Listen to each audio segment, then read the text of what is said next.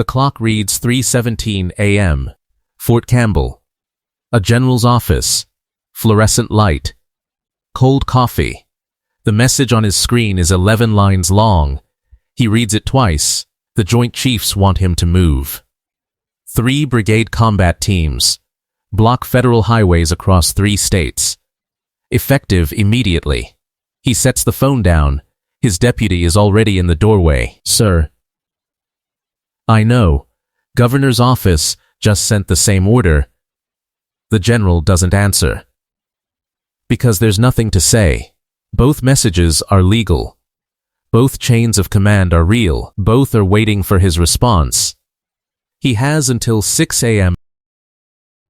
This isn't fiction designed to scare you. It is a war game, a structured scenario built from real military architecture, real command structures, and real constitutional fault lines that already exist. A disputed federal election. A constitutional crisis that 3 state governments refuse to accept. Emergency powers invoked. Legal challenges filed.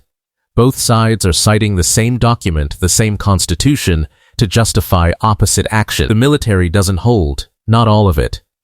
National Guard units answer to governors. Some active duty commanders decide the federal orders cross a legal line. Others decide the state defiance is treason. The most powerful military on earth stops being one thing, and both halves know exactly how the other fights. Phase 1, the fracture. The first problem is geography. Bases don't sit neatly inside one state's politics. Fort Bragg is in North Carolina. Fort Hood is in Texas. Men who ran the same drills, ate in the same mess halls, covered each other in the same deployments, now standing on opposite sides of a parking lot. Waiting. 23 governors call up National Guard units within 48 hours. This matters more than most people expect. Guard formations aren't weekend warriors with outdated gear. Many carry equipment and training comparable to active duty light infantry. Some have armor. Some have attacked aviation. All of them have one thing the federal side doesn't. They're already home. Already embedded in the communities they're being asked to control. The federal side holds the heavier cards. Strategic air. Naval assets. Most of the nuclear command infrastructure. On paper, the balance is overwhelming.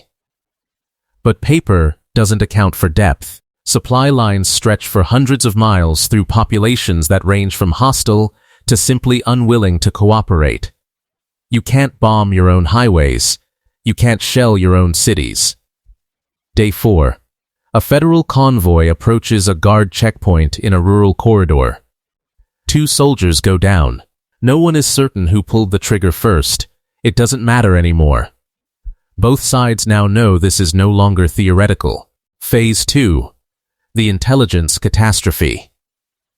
In any conventional war, your greatest advantage is knowing the enemy's playbook.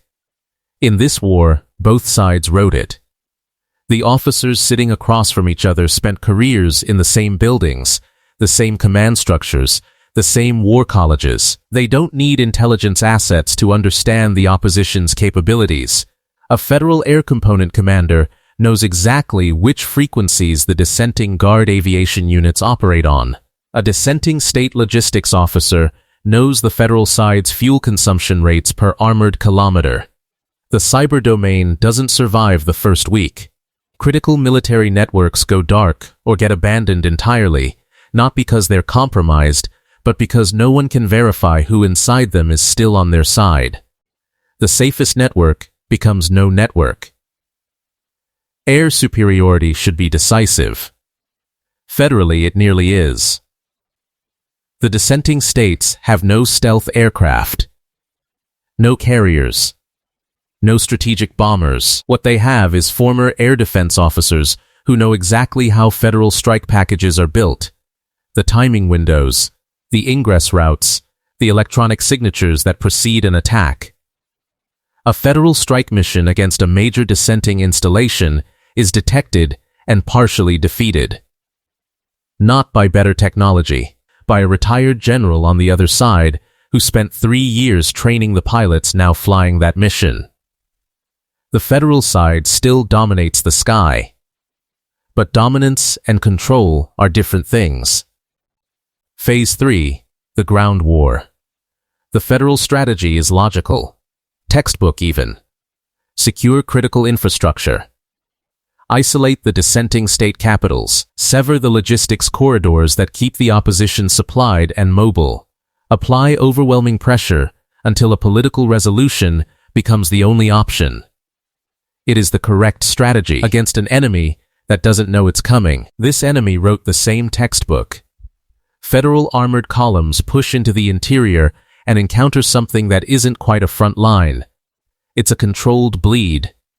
Ambush points chosen specifically to force dispersion. Withdrawal time to stretch supply lines without triggering a decisive engagement. The dissenting state commanders aren't trying to hold ground. Holding ground against federal armor is a way to lose fast. They're trying to make every mile expensive. The urban picture is worse. Federal-leaning cities sit surrounded by dissenting counties. Federal supply convoys moving to relieve isolated garrisons have to transit hostile adjacent territory for hundreds of miles.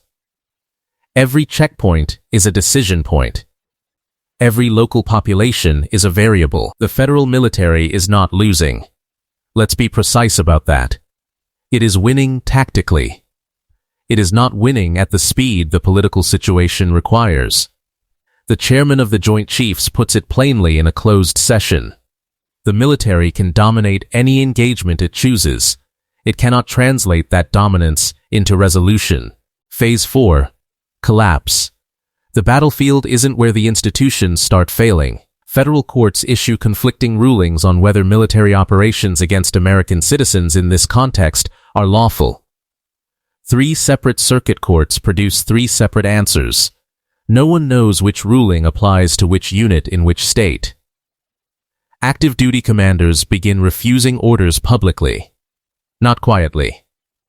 Not through back channels. Publicly. Citing their oaths. Citing the UCMJ. Citing the same legal framework that both sides are using to justify opposite positions. The first refusal is one general. Within 72 hours, it is 4 brigade commanders. Within a week, the number stops being countable by name. The federal side doesn't shatter.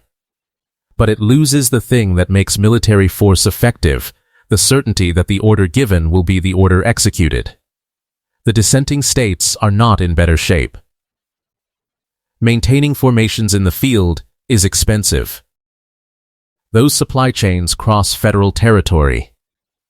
The economic damage from a fractured national market is compounding weekly, and the populations that initially supported defiance are beginning to ask a question their governors cannot answer cleanly.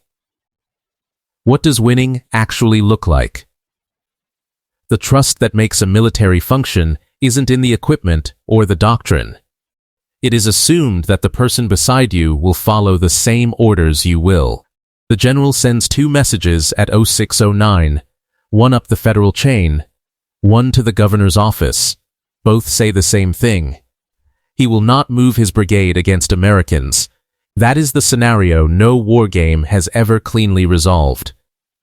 Not because the military is too weak to end it. Because it is too strong and too fractured to end it without destroying the thing it was built to protect.